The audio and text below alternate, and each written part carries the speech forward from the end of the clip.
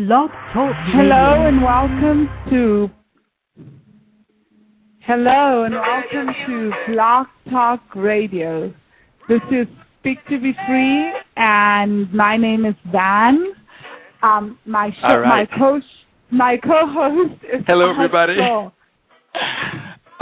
great. Oh my God, I'm glad to be I'm here. like a little. That's all right. We're here tonight at Speak2bFree. We're going to be talking with Zulu Nation, which I'm really excited about tonight. Yes. Their name is Trx V Stylordz, and Art, I know you wanted to start the show off with some music before we get going. Do you want to do your thing? No. Let's go right into it. We're right here, and I just want to remind everybody if they want to call in tonight and ask any questions of our guests, they can call in at 347-989-8576. And let's go right in and meet our guests. Are they here yet? Nope. Okay, they're not here. To add them though. Okay, all right. So let's hook them up.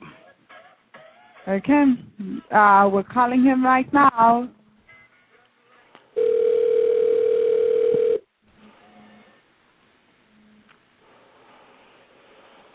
Hello. Hi, Trx. How are you? How are you doing? Fine, thank you. This is Van from Speak2bFree Radio. And hi, this is Art, her co-host for Speak2bFree. And welcome to the program. Respect. Yes, nice to see you too.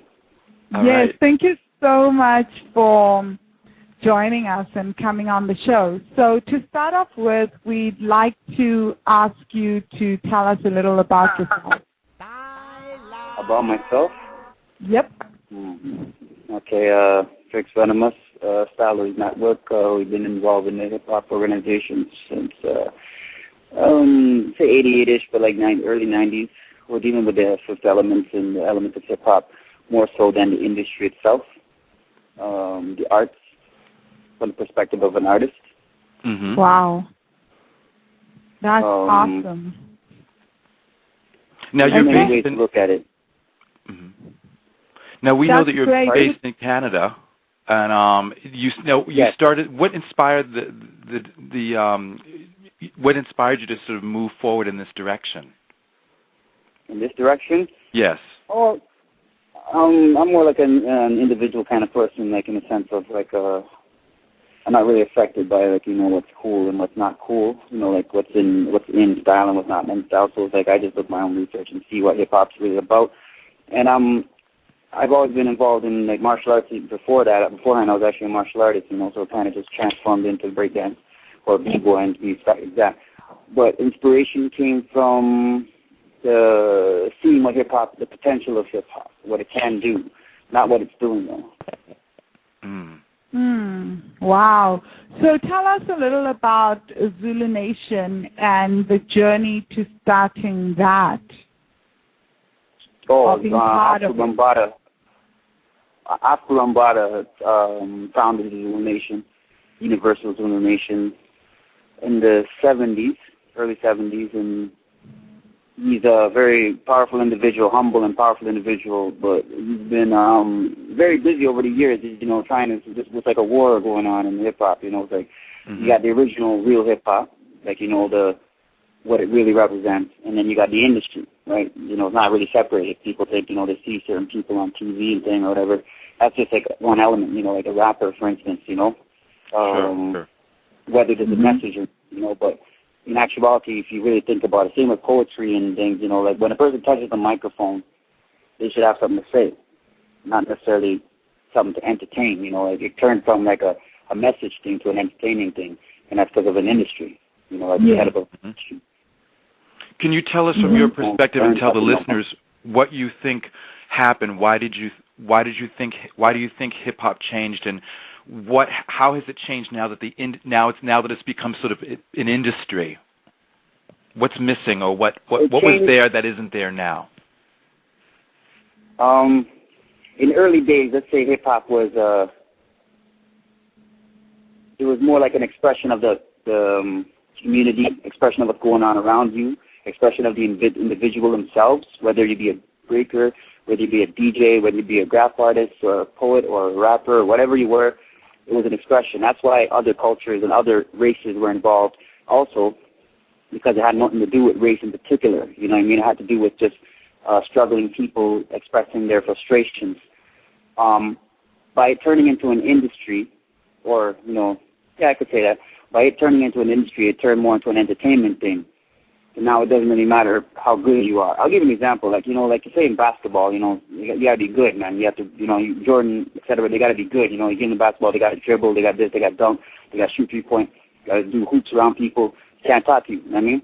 But in hip-hop, it got to the point now the rapper, he doesn't even have to be good no more. I mean, he could just relax and slur his words and say one, two thing, and as long as he got his chain on, and as long as he looks a certain way, and as long as he just fits the program, it's good.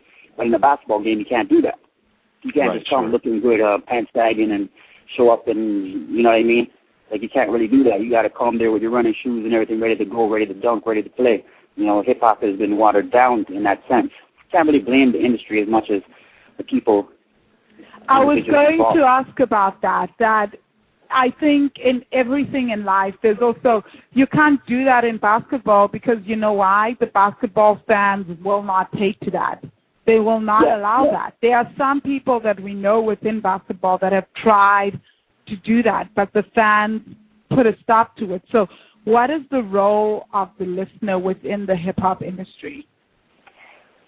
The role of the listener, well, like I said, there's like different generations and like different eras. You know, like the golden era was like in the 80s, you know, of music, period. Not even just hip-hop, you know, like the golden era was in the 80s when everything was creative, everything was growing. You know, they came to a decline, but then, you know, society itself is going through a decline in a way, right?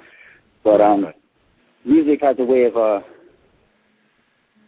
I wouldn't say hypnotizing, but it has a way of motivating people, whether positively or negatively, you know? And there's nothing wrong with all kinds of stuff that's out there because everybody has their right, freedom of speech to make any kind of music they want.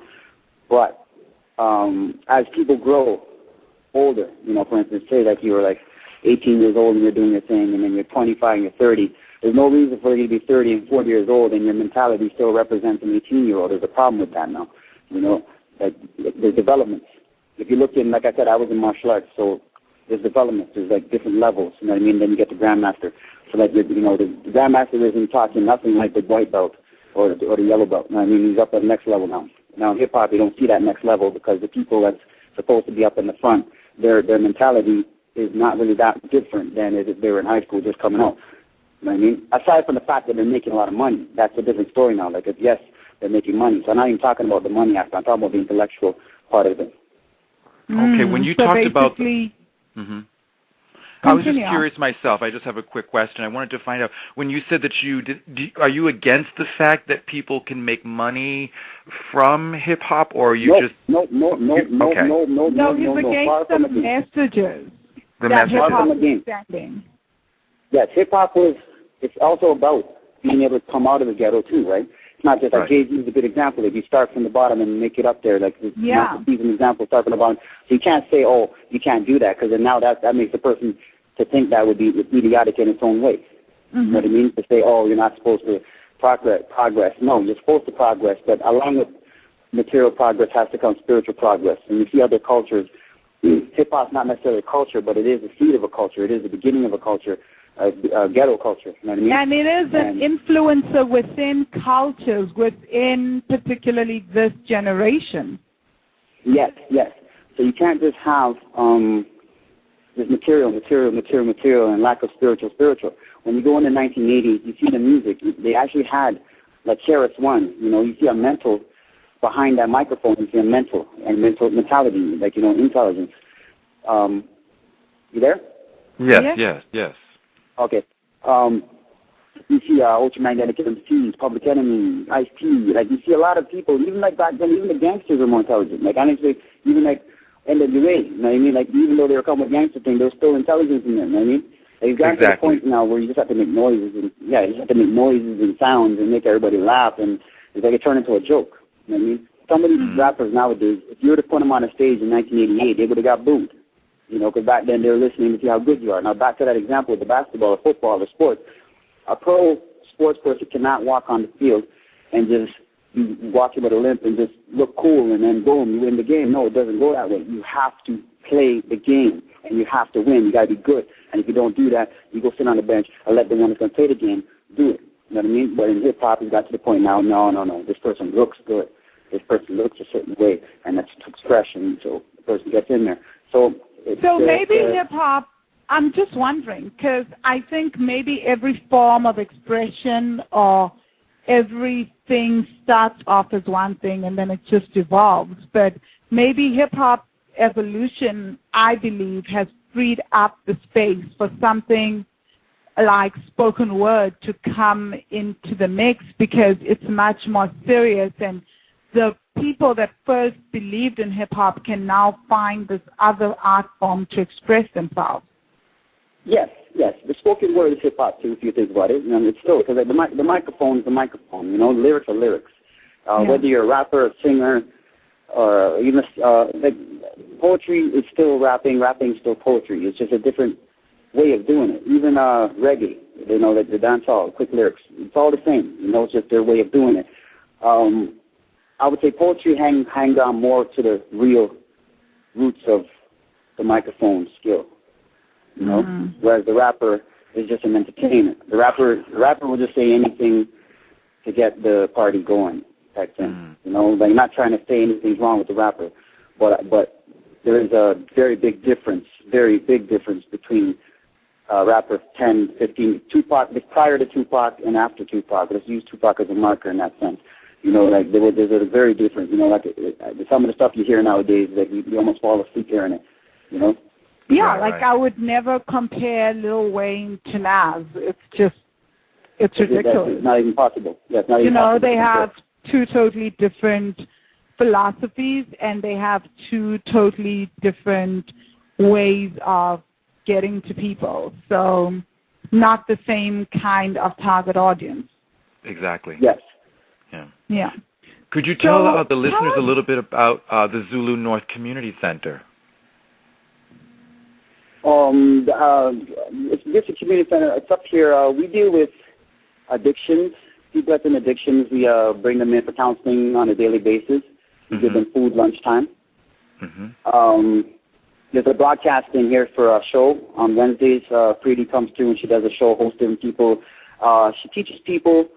It kind of changes. There's no particular subject because, depending on the week and depending on who comes to see, that kind of alters her subject, The foundation, who is based downtown, and they bring people in from Africa to come learn trades and skills, and then they go back to Africa, and then they're contracted to make sure that they work for a year or two, and they don't just come to Canada and then disappear on us. No, they come, they learn, welding or plumbing or whatever they learn, and then they got to go back there and they have to commit a year or two to progress in their community because they don't want to send money to Africa because, sometimes they send money and that money doesn't get to them. So it would be found more useful to bring them here.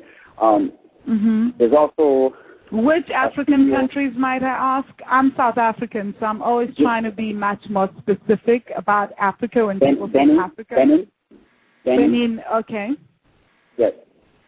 Right now it's Benin in particular. Okay. Nigeria, in some parts of Nigeria, but right now it's Benin.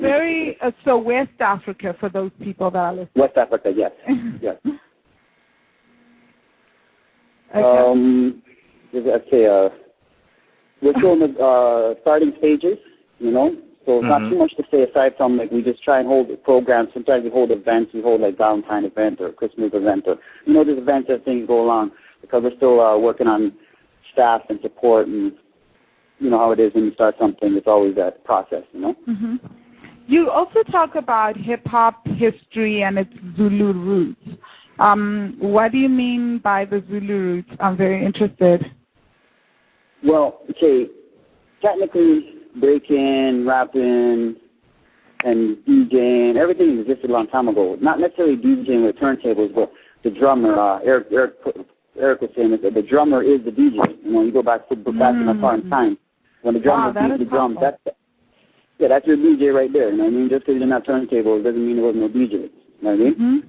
So when I say Zulu roots, I'm talking about the ancient Zulu, not necessarily the universal Zulu nation. It's the actual way back in the days where they were doing the war chants and the dances and stuff and singing and getting everybody motivated. Because music has a way of moving people. Yeah. Music has a way of guiding people and teaching people, not necessarily just entertaining people, but it's got to a point now where it's only entertaining people, not educating. And that's why you like what Trx when you say edutainment, because he's both entertainment through education or education through entertainment, you know, whereas now it's just entertainment. It doesn't matter if you're intellectual. It doesn't matter if you're anything aside from the fact that you can entertain people. You know what I mean? And it's not wrong with entertaining people either, but it's not the whole. You'd rather have a whole instead of half. Wow. Are you still involved with the Stylordz Hip Hop Network? I'm the founder. You're the founder. Could you tell us a little about that as well, about all those performing events that you have? Stylordz Hip Hop Network is a concept, philosophy, or something. It deals with the artist because, well, anything we've done, let's talk on the music end. Anything we've done, we don't use samples, right? Because I don't really believe in sampling people's music and using it, although that's an easy way to succeed.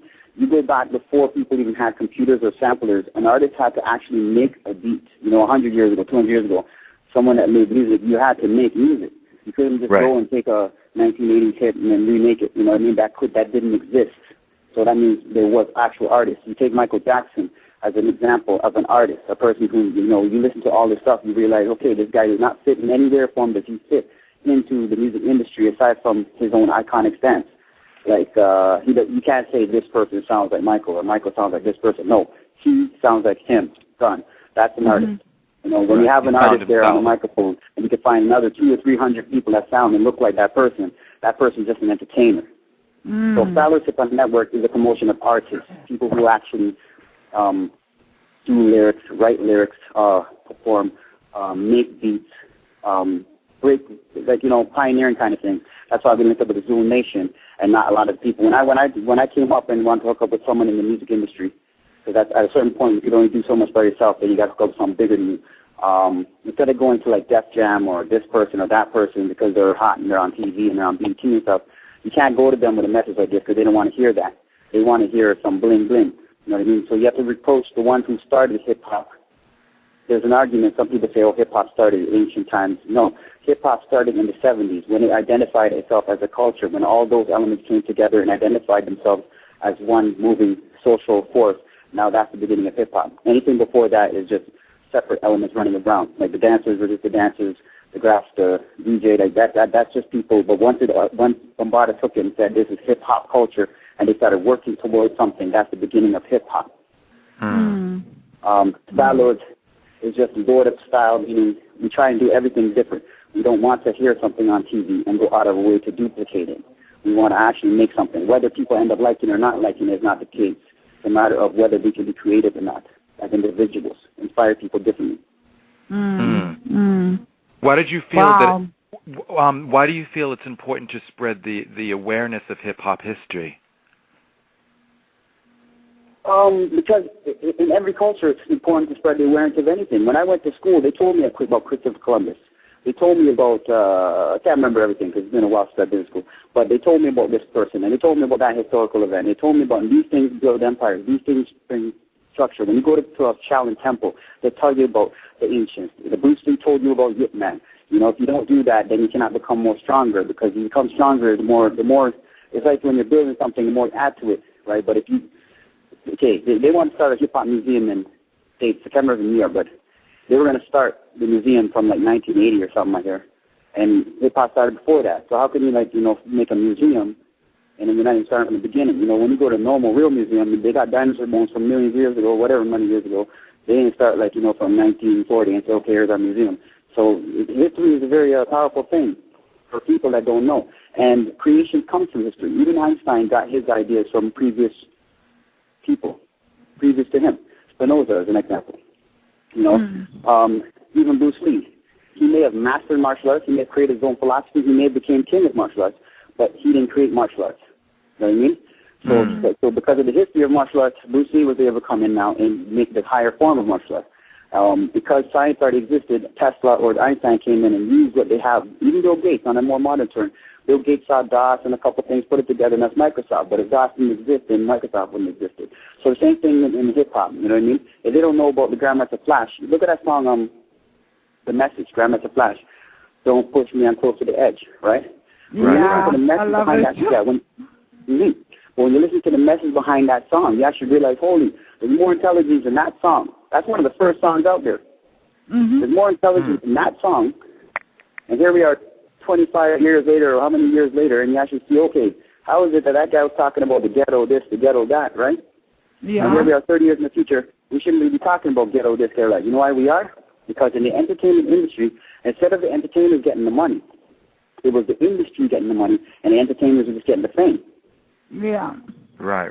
Yeah. So hip hop. So the hip hop generation needs to realize that no, you have to build your own infrastructure. We have to build our own labels. We have to build our own movie production. We have to build our own broadcasting. We have to do our own thing. I'm glad that you mentioned that, because I think thinking beyond as well is that how can you use your art form to get you the fame, but to get you the money to help you implement the change so that you can show the value of your philosophy. So for me, when you talk about the fact that there's the industry getting the money, and I think of all the fact that there are some hip-hop entertainers that are doing something that have built their own companies and are showing that there's more to the industry and there's more to talking about ghettos than what we have right now and what we...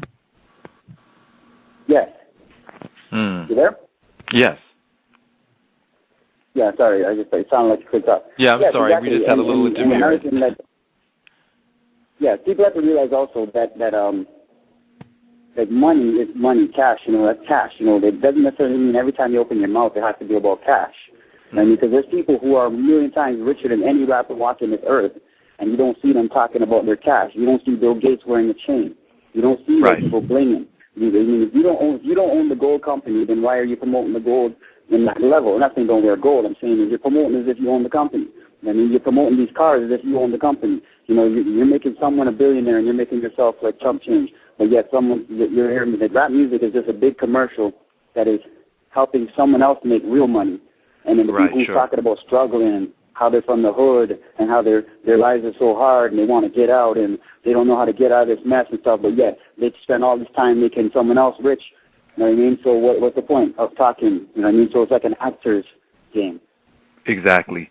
Where do you go from here? What's your vision for for the next year or the future? And do you want to expand more? Or what's your goal, your target goal for the coming year?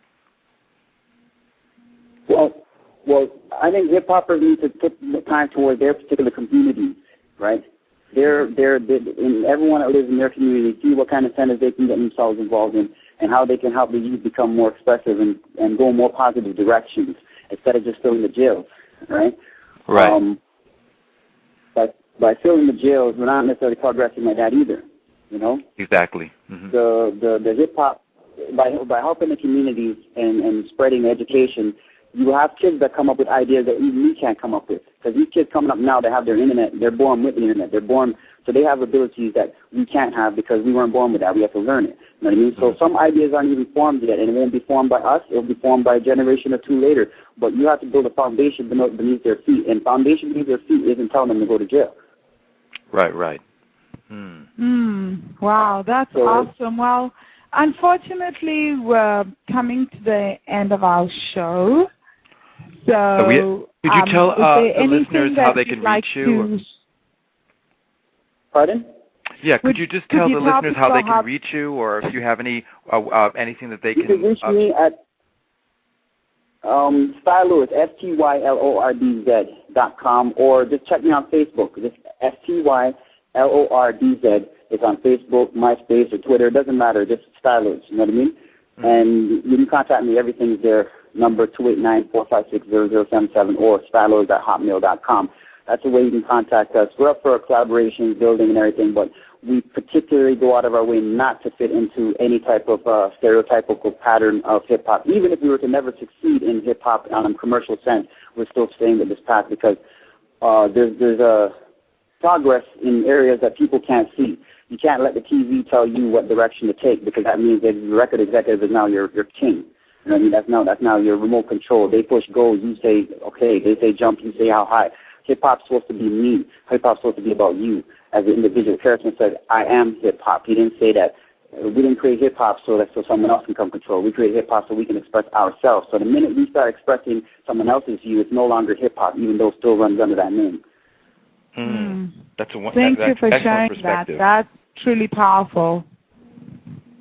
Okay, thank you for calling and giving me the opportunity. We thank you so much for coming on the show and telling and expressing your ideas and telling us about your program. And we're going to keep our eyes open for what you're doing up there in Canada. Yeah, thank you very much. Definitely. We want to be part of your movement. Thank you so much, Trx. Okay, respect. Okay, bye. Good night. Bye-bye. Bye-bye. Good night, Art. Good night. Stylordz. We can't take it no more. The rich I get rich and the poor I get poor. Then I want to reach the top now. Then I want with score. Politicians in an assembly, they look like galore. But then I want with success.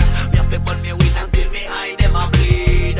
Good ganja relieve me stress. Give me a spliff no man. Cut it up, light it up, burn it up. From morning to night, from night till morning. Me go so yes indeed. 24/7 all through the year. So then again.